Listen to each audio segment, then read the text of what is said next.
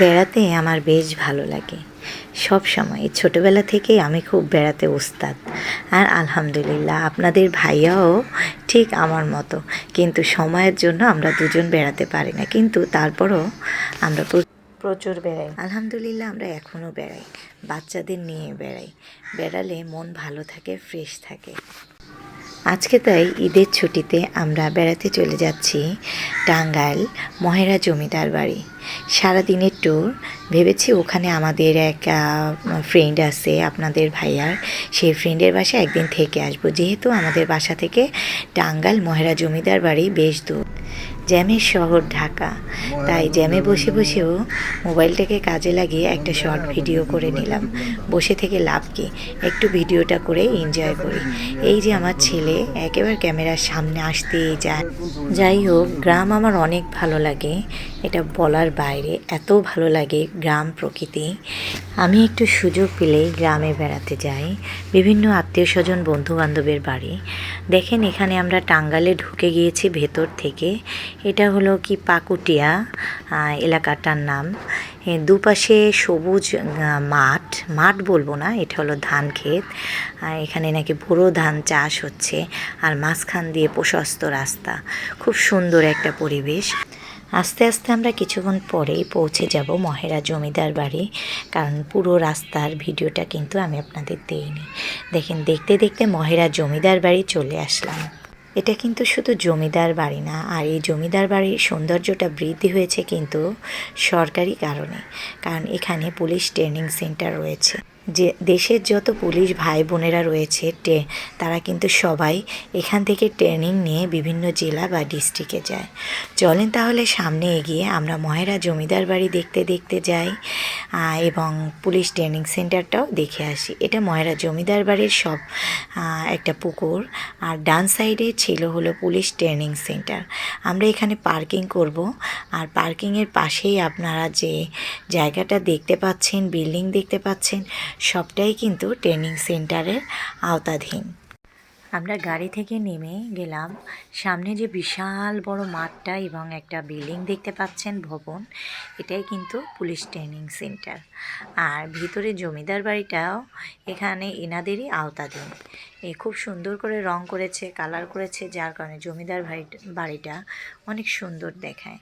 তাহলে সেখানে যেতে হলে আমাদের প্রথমে কি করতে হবে? প্রথমে টিকিট কাটতে হবে। ট্রেনিং সেন্টারটা অনেক বড় এবং বিশাল এরিয়া নিয়ে তৈরি, যেহেতু এখানে বাংলাদেশের সব পুলিশদের ট্রেনিং হয় এবং এখান থেকে বিভিন্ন ডিস্ট্রিক্ট ওয়াইজ ভাগ করে দেওয়া হয়। এটাই মহেরা জমিদার বাড়ি।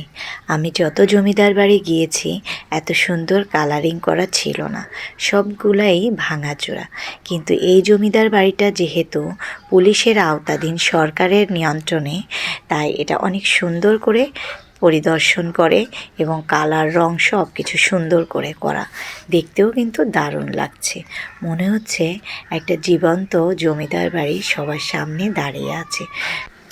রাজা নেই, রানী নেই, সৈন্য নাই, ঘোড়া নাই, কিন্তু জমিদার বাড়িটা দাঁড়িয়ে আছে সবার সামনে। এই জমিদার বাড়িতে এক সময় কতই না মানুষ ছিল, তাই না? একটু চিন্তা করেন তো, দেখবেন গায়ের পশমগুলো শিহরিত হয়ে ওঠে। ভিতরটা অনেক সুন্দর।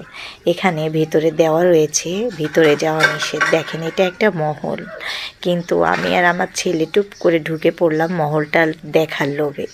চলেন সামনের দিকে যাই, আরও সুন্দর আছে।